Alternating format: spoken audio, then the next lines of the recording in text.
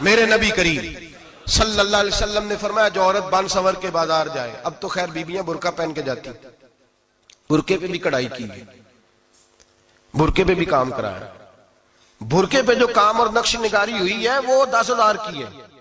برقع پردے کے لیے پہننا تھا، دکھانے کے لیے۔ یہ کیسا برقع ہے کہ اس نے برقع بھی پہنا ہوا ہے اور برقع بھی اس نے فیشن والا پہن لیا ہے؟ یہ کس طرح کا؟ اس تو پردے کو پردے کی ضرورت پڑ گئی۔ میرے حبیب پاک علیہ السلام نے فرمایا بلا ضرورت، عورت کو اجازت ہے بیمار ہو تو ڈاکٹر کے پاس جائے، عورت کو اجازت ہے ضرورت پڑ جائے گھر میں سودا سلف نہ آتا ہو تو لینے چلی جائے، عورت کو اجازت ہے اگر گواہی کی ضرورت پڑ جائے تو پردہ کر کے قاضی عدالت کے پاس گواہی دینے جائے، عورت کو اجازت ہے حج پہ جائے، عورت کو اجازت ہے عمرے پہ جائے، عورت کو اجازت ہے کہ اگر کسی وقت جہاد کے لیے عورتوں کی ضرورت پڑ گئی تو حضرت فاطمہ اور جناب عائشہ کی سنت ادا کرے، جہاد کو جائے۔ لیکن اگر عورت موج کرنے جائے اور روز کہے وہ دیکھیں نا فلاں پارک میں تھے آپ تو کبھی گئے ہی نہیں، فلاں جگہ تھے آپ کے پاس تو فرصت ہی نہیں، فلاں میری سرگودے والی بہن کا خامن تو روز لے کے جاتا ہے آپ نے تو کبھی توجہ ہی نہیں فرمائی، روز پیغام دیتی رہے۔ میرے حبیب کریم سید عالم صلی اللہ علیہ وسلم نے فرمایا جو بی بی بن سور کے بلا ضرورت بازار جائے، نبی پاک علیہ السلام نے فرمایا ایک قدم وہ اٹھائے گی تو اس پر اللہ کی لعنت برسے گی، فرشتوں کی لعنت برسے گی، زمین والے لعنت برسائیں گے، آسمان والے لعنت برسائیں گے۔ اور میرے حبیب بولے تو فرمایا جب اللہ کی لعنت برسے گی تو میں بھی اس بی بی پہ لعنت ہی کروں گا جو بی بی بن سور کے جائے۔ اور آگے سن لیں، میرے حبیب نے فرمایا اگر اس کا خامد راضی ہو اس کے بن سور کے بازار جانے پہ، آپ ناراض ہو جائیں، اللہ کرے اس بات پہ ہو ہی جائیں اور اللہ کرے بدل جائے نظام، جو خامد خود میک اپ کرا کے تیار کرا کے پارٹی میں لے کر کے جائے، جو سامنے والی فرنٹ سیٹ پہ خود بغیر نقاب کے اس کو بٹھائے، جو موٹر سائیکل کی پشت پہ خود تیار کرا کے بٹھائے اور جو خود کہے تو چلی جانا جا، تو شادی بھی تو دیکھا، فلاں کام بھی تو کرا، میں آزاد ہوں۔ میرے حبیب نے فرمایا جس کی بیوی بن سور کے جائے، جس کی بیوی میک اپ کر کے جائے، چیلم پہ بھی بیوٹی پارلر سے ہو کے جاتی ہے، جس کی بیوی بن سور کے نکلے وہ راضی ہو، وہ خوش ہو۔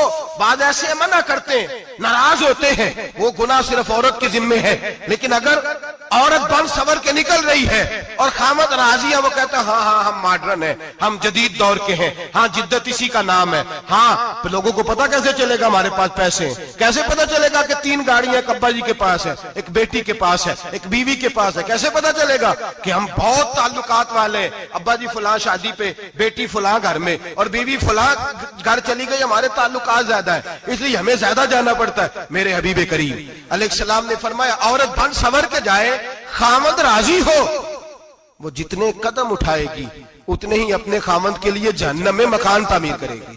فرمایا اس کے خامد کے لیے اتنے مکان دوزخ میں تیار ہو گئے، وہ جلایا جائے گا، وہ تپایا جائے گا، وہ جہنم کی آگ کا ایندھن بنے گا۔ اور میں نے شاید آپ کو درجنوں بار حدیث سنائی ہو، میرے کریم رسول نے فرمایا بی بی ایک ہوگی پر 4 آدمیوں کو جہنم میں لے کے جائے گی۔ یا رسول اللہ کس کو؟ فرمایا باپ نے پردے کا نہیں کہا تو باپ بھی دوزخ میں جائے گا، اگر بھائی نے پردے کا نہیں کہا تو وہ بھی دوزخ میں جائے گا، شوہر نے پردہ نہیں کرایا تو وہ بھی جہنم میں جائے گا، وہ بیٹا جو کہتا تھا نا 1.25 لاکھ کا موبائل لینا ہے تو اماں نے گھر کے اندر شور ڈال دیا، مجبور کیا خامن کو لے کر کے دیا، اس بیٹے سے پوچھا جائے گا تو ساری ضدیں اماں سے منواتا تھا، یہ تو نے کیوں نہیں کہا پردہ کر لے؟ اور اب تو بی بی ذرا 40 سال کی ہوتی ہے تو کہتے ہیں میری خیر ہے میں بوڑھی ہو گئی ہوں، میری خیر ہے، روٹیاں ساری کھاتی ہوں باقی سارے کاموں میں جوانوں کی طرح ہوں، پردہ نہیں میں نے کرنا، میری خیر ہے، فلانا تو میرے بیٹے کی طرح۔ ظلم کی حد ہے، ظلم کی حد۔ کزن ایک دوسرے سے ہاتھ ملاتے، کزن وہ کس مصیبت کا نام ہے؟ کہتے ہیں یہ بھائی ہے، او بھائی یہ بھائی ہوتا تو اس سے نکاح ناجائز ہوتا، اب چونکہ اللہ نے اس کے ساتھ نکاح کو حرام رکھا ہے تو یہ تمہارا بھائی ہو سکتا؟ میرے رسول کریم صلی اللہ علیہ وسلم نے فرمایا سور نجس العین ہے، کتا بالکل ناپاک نہیں ہوتا، کتا بھیگ جائے تو بعد اوقات ناپاک ہوتا ہے، یا کتے کے منہ سے تھوک نکلے تو ناپاک ہوتی ہے، سور نجس العین ہے، پورا ناپاک، خشک بھی ہو تو ناپاک ہے۔ میرے حبیب پاک علیہ السلام نے فرمایا ایک سور ہو وہ پہلے ہی ناپاک، اور دوسرا پھر وہ سور گند میں لپٹا ہوا ہو، غلاظت اس سور کو لگی ہوئی ہو۔ فرمایا ایک تو سور جو نجس العین ہے اور پھر وہ گند میں لپٹ جائے، غلاظت میں بھر جائے، اس کے پورے وجود کو گندگی لگ جائے۔ فرمایا وہ سور گندگی اور غلاظت میں لپٹا ہوا تیرے جسم سے لگ جائے تو اتنا برا نہیں جتنا غیر محرم عورت کا وجود تیرے وجود سے لگ جائے تو برا ہے. کس قدر تفصیل دی, کہاں سے بات شروع کی اور کہاں میرے نبی نے سکھائی. کزن ہاتھ ملا رہی ہے, کزن کے ساتھ بازار جایا جا رہا ہے, کزن کے ساتھ فلاں کام ہو رہا ہے, کزن کو چچا کا بیٹا بھائی ہوتا ہے. اگر یہ سگا بھائی ہوتا تو اس کے ساتھ نکاح ناجائز ہوتا. خدا را آ جاؤ, لوٹ آؤ, واپس پلٹو دین کی طرف, لوٹو اس تباہی سے نکلو. یہ جو آگ ہے, یہ جو بے سکونی ہے, یہ جو تماشا ہے, یہ لاکھوں کمانے کے باوجود جو بے برکتی ہے, یہ بڑی بڑی فوجوں کے باوجود جو روز میتیں اٹھتی ہیں, یہ جو روز جنازے پڑے جاتے ہیں, یہ جو روز بیٹیاں بیوہ ہوتی ہیں, یہ جو روز ماؤں کے سہاگ لٹتے ہیں, یہ ہماری نافرمانیاں ہیں. ہم دین کے معاملے میں ہم لوگوں نے نرمی شروع کر دی ہے. ہم اللہ اور اس کے رسول سے بغاوت کرنے لگے ہیں. میرے حبیب کریم سید عالم نور مجسم شفیع معظم صلی اللہ علیہ وسلم نے فرمایا زنا صرف شرمگاہ کا نہیں ہوتا. حضور نے فرمایا آنکھیں بھی زانی ہوتی ہیں, کان بھی زانی ہوتے ہیں, زبان بھی زانی ہوتی ہے. بخاری مسلم دونوں میں موجود ہے. صحابہ نے عرض کی حضور زبان کیسے زانی ہوتی ہے؟ فرمایا جو نماز کے باوجود گند بولتا ہے, غلیظ گفتگو کرتا ہے, وہ زبان کا زانی ہے. اور فرمایا جو روز گند دیکھتا ہے, وہ جتنی مرضی تہجدیں پڑھے, وہ آنکھ کا زانی ہے. اور جو گندی باتوں میں لذت محسوس کر کے سنتا ہے, وہ جتنا مرضی روز اٹھ کے مسجد میں جھاڑو دے, وہ کانوں کا زانی ہے. میرے نبی نے فرمایا آنکھ کا زنا بھی چھوڑ دو, کان کا زنا بھی, بولیے کان کا زنا بھی, زبان کا زنا بھی. مسند امام احمد بن حنبل اٹھائیے. ایک صحابی نے عرض کی حضور نماز میں دل نہیں لگتا, میرا قرآن پاک میں دل نہیں لگتا, درود و سلام میں دل نہیں لگتا. آمنہ کے معصوم لال نے کیا جواب دیا؟ حضور نے فرمایا جا اپنی نظر جا کے پاک کر لے, اللہ کے نبی کا وعدہ ہے تیرا سجدے میں دل لگنے لگ جائے گا. جا اپنی آنکھ کو طہارت دے, وضو کرا, نظروں کو پاک کر, اللہ کے رسول کا وعدہ ہے تیرا قرآن پاک میں دل لگے گا.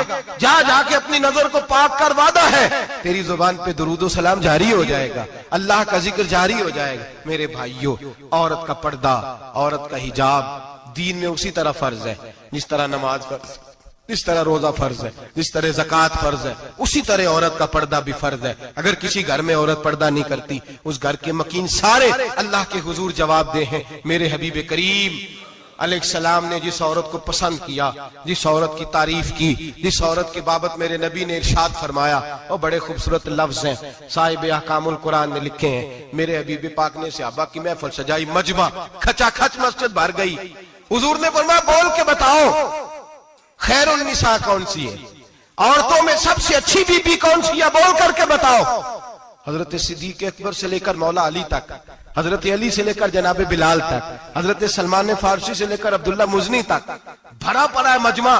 حضور نے فرمایا بولو سب سے اچھی عورت کون ہوتی ہے؟ ایک صحابی کہنے لگے حضور جس کی نماز قضا نہ ہوئی ہو. فرمایا وہ بھی اچھی ہے پر تم میری مراد کو نہیں پہنچے. ایک نے کہا حضور جو خامد کی تابع دار ہو. فرمایا وہ بھی اچھی ہے پر تم میری مراد کو نہیں پہنچے. ایک صحابی نے کہا یا رسول اللہ جو پاک دامن ہو. حضور نے فرمایا تم میری مراد کو.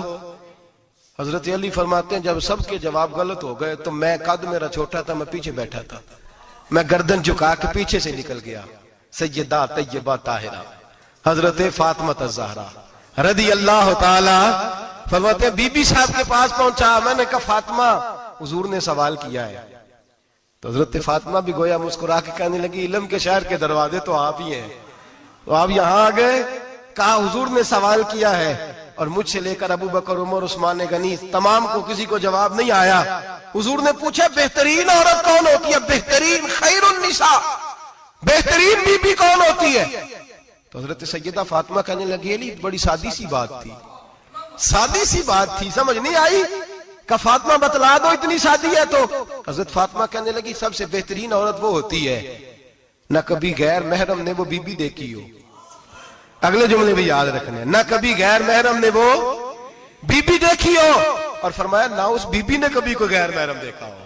صرف مرد پہ پابندی نہیں کہ وہ عورت نہ دیکھے, فرمایا عورت پہ بھی پابندی ہے کہ وہ بھی غیر محرم کا چہرہ نہ دیکھے. فرمایا بی بی نے بھی غیر محرم نہ دیکھا ہو, وہ خیر النساء ہے, وہ سب سے اعلیٰ. حضرت علی کہتے میں جھٹ سے آیا, پیچھے بیٹھا, بات ابھی جاری تھی, میں نے ہاتھ کھڑا کر دیا. میں نے کہا حضور میں بتاؤں؟ نبی پاک نے فرمایا بتلاؤ. تو کہتے میں نے کہا حضور بہترین بی بی وہ ہوتی ہے جس نے نہ کبھی غیر محرم دیکھا ہو اور نہ غیر محرم نے کبھی اسے دیکھا ہو. علی فرماتے ہیں میں نے جواب دیا تو میرے رسول کی آنکھوں میں آنسو آ گئے. حضور روئے اور فرماتے ہنستے مسکراتے اچانک صحابہ کے آنسو برسنے لگے. مجمع پہ کیف سا طاری ہو گیا, آنکھیں برسنے لگی.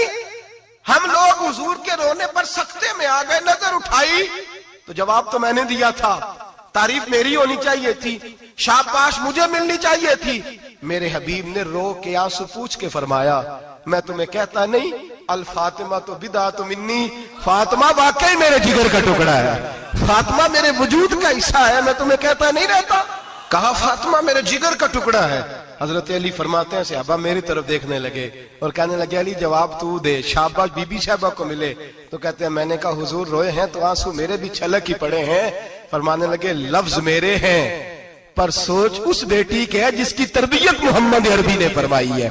فرمایا جملے میرے ہیں, ناقل میں ہوں, بات میں بیان کر رہا ہوں, لیکن پیچھے سوچ اس نور والی بیٹی کی ہے جس کو اپنے گھر کے اندر رہ کے آنگن میں رکھ کے رسول پاک نے پرورش فرمائی. حضرت فاطمہ فرماتی ہیں حضرت علی میرے پاس دوڑے آئے اور کہنے لگے فاطمہ چل مسجد, پتہ نہیں حضور کو کیا ہو گیا ہے. حضور رو رو کے بحال ہو گئے اور حضور حجرے میں رو رہے ہیں اور ہچکیوں کی آواز مسجد میں آ رہی ہے. چل ذرا چل کے حضور کی بات دیکھ کیا ہوا ہے, ہماری تو طاقت نہیں اندر جانے کی. سیدہ طیبہ طاہرہ حضرت فاطمہ جھٹ سے پردہ اوڑا, حاضر خدمت ہوئی, اندر گئیں. کہتی ہیں حضور کے کندھے پہ ہاتھ رکھا تو محبوب بیٹی کے ہاتھ کی ٹھنڈک محسوس کی, سر سجدے سے اٹھایا. فرمایا فاطمہ آ گئی ہو؟ حضور آئی. فرمایا چل بیٹی تو بھی ہاتھ اٹھا اور میری امت کی بیٹیوں کے لیے دعا مانگ. چل تو بھی ہاتھ اٹھا میری امت کی بہنوں ماؤں کے لیے دعا مانگ. محبوبہ کیا ہوا؟ میرے حبیب نے فرمایا رات مجھے دکھایا گیا ہے دوزخ میں کچھ بیبیاں ہیں, ان کے بال فرشتوں نے باندھے ہوئے ہیں اور انہیں گرز مار رہے ہیں, وہ چیختی چلاتی ہیں اور مدد کے لیے پکارتی ہیں, وہ بڑی تکلیف میں ہیں. تو بی بی صاحب عرض کرتے ہیں یا رسول اللہ ان کی غلطی کیا ہے؟ تو میرے نبی نے فرمایا وہ باریک دوپٹہ اوڑھتی تھی, وہ باریک دوپٹہ اوڑھتی تھی, ان کے بال چمکتے تھے, غیر محرموں کی نظر پڑتی تھی, انہیں دوزخ میں سزا ملے گی, وہ چلائیں گی چیخیں گی, ان کی مدد کو کوئی نہیں پہنچے گا. چل تو ہاتھ اٹھا دعا مانگ. حضرت فاطمہ امت کو پیغام دیتی ہیں پردہ اوڑھ لو, حجاب میں آ جاؤ. حضرت سیدہ زینب حضرت فاطمہ کی وہ لخت جگر جو میدان کربلا میں امام حسین برابر کی شریک رہی سیدنا امام حسین کے ساتھ. یحییٰ بن معین کہتے ہیں میں 15 سال تک حضرت زینب کا پڑوسی رہا ہوں. 15 سال. گھر برابر ہوتا ہے نا, بندہ بی بی دیکھ ہی لیتا ہے. وہ بی بی کبھی پردہ ڈال کے جا رہی ہے دوائی لینے, کبھی نظر آئی جاتی ہے. کہتے ہیں 15 سال میں سیدہ فاطمہ کی بیٹی کا پڑوسی رہا ہوں. میں نے کبھی برقعے میں چھپی ہوئی زینب بھی نہیں دیکھی, برقعے میں چھپی ہوئی زینب بھی کبھی نہیں دیکھی. حضرت عبداللہ بن جعفر طیار جناب علی المرتضیٰ کے بھائی تھے, ان کے بیٹے کے ساتھ ان کا نکاح ہوا تھا, بیمار ہو گئی. تو حضرت عبداللہ کہنے لگے زینب چل تجھے حکیم کے پاس لے جاؤں, طبیب کے پاس لے جاؤں. تو حضرت زینب کہنے لگی آپ جائیے میرا حال بتا کے دوائی لے آئیے. تو حضرت عبداللہ جعفر طیار کہنے لگے شریعت میں گنجائش ہے ڈاکٹر کے پاس جانے, حکیم کے پاس جانے کی گنجائش ہے, تو چلتی کیوں نہیں؟ تو حضرت زینب کہنے لگی شریعت میں گنجائش تو ہے پر عبداللہ میری مجبوری یہ ہے کہ میں فاطمہ کی بیٹی ہوں. شریعت میں گنجائش تو ہے پر میری مجبوری یہ ہے کہ میں حسین کی بہن ہوں. شریعت میں گنجائش ہے پر میں حسن کی بہن ہوں. شریعت میں بڑی گنجائش ہے پر لوگ مجھے محمد عربی کی نواسی کہتے ہیں. گنجائش تو ہے پر میں نہیں نہ نکل سکتی, اس لیے کہ جتنا کوئی اپنے آپ کو دین کے قریب جانتا ہے اتنا اس کے پیروں میں شریعت کی زنجیریں زیادہ ہوتی ہیں. تو جناب سیدنا عبداللہ کہنے لگے اگر تو پردہ کر گئی, اگر تو چلی گئی, تو فرمانے لگے یہ تو اللہ کی مشیت ہے, تو دوائی لا دے تاکہ میں کھا لوں, اور اگر میں چلی گئی تو میں اپنی ماں سے جا کے کہوں گی کہ اماں ساری تکلیفیں میں نے چھاتی پہ برداشت کی ہیں پر میں نے تیرے پردے پر آنچ نہیں آنے دی. میرے بھائی یہ اسوہ نور ہے, یہ اسوہ حسنہ ہے, یہ ہمیں سکھایا جا رہا ہے. میرے حبیب کریم کی بیویوں کا یہ حال تھا. بیویوں کا اپنے گھر کے آنگن میں حضرت عائشہ صدیقہ، حضرت سودا جناب حفصہ اپنے سین میں جب بیٹھتی تھی نا تو دیوار کی طرف منہ کر کے بیٹھتی تھی، دیوار کے ساتھ